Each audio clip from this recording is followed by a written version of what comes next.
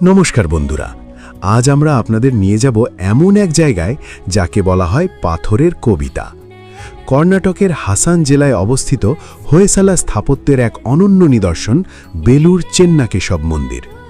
UNESCO world heritage সাইটের মর্যাদাপ্রাপ্ত এই মন্দিরটি কেন প্রতিটি ভ্রমণ পিপাসুর তালিকায় থাকা উচিত, আজ তাই জানাব। 1117 খ্রিস্টাব্দে রাজা বিষ্ণুবর্ধন চোলদের বিরুদ্ধে তার জয়ের স্মারক হিসেবে এই মন্দিরটি নির্মাণ শুরু করেন। ভগবান বিষ্ণুর এক রূপ চেন্নাকেশব বা সুন্দর কেশবকে উৎসর্গ করা হয়েছে এই মন্দির। মজার বিষয় হল, এই বিশাল মন্দিরটি তৈরি করতে সময় লেগেছিল প্রায় 103 বছর। 3 প্রজন্মের শিল্পীদের অক্লান্ত পরিশ্রমে গড়ে উঠেছে এই বিস্ময়। এই মন্দিরের মূল আকর্ষণ হল এর গায়ে খোদাই করা সূক্ষ্ম কারুকার্য। সাবান পাথর বা সোপস্টোন দিয়ে তৈরি হওয়ায় শিল্পীরা পাথরের ওপর গয়নার মতো সূক্ষ্ম ডিজাইন করতে পেরেছেন। মন্দিরের স্তম্ভগুলোতে 42টি সুন্দর মদিনকা বা শিলাবালিকার মূর্তি আছে, যার প্রত্যেকটি ভিন্ন ভিন্ন মুদ্রায় দণ্ডায়মান।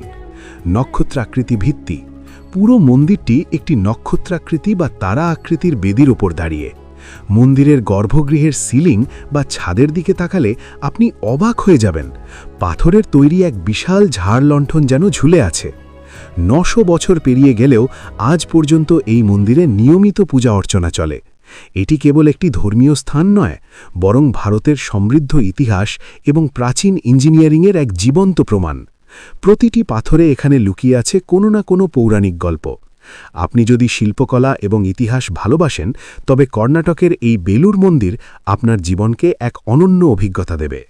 ভিডিওটি ভালো লাগলে লাইক করুন এবং কমেন্টে জানান আপনি কি কখনো এই মন্দিরটি পরিদর্শন করেছেন। দেখা হবে পরের ভিডিওতে।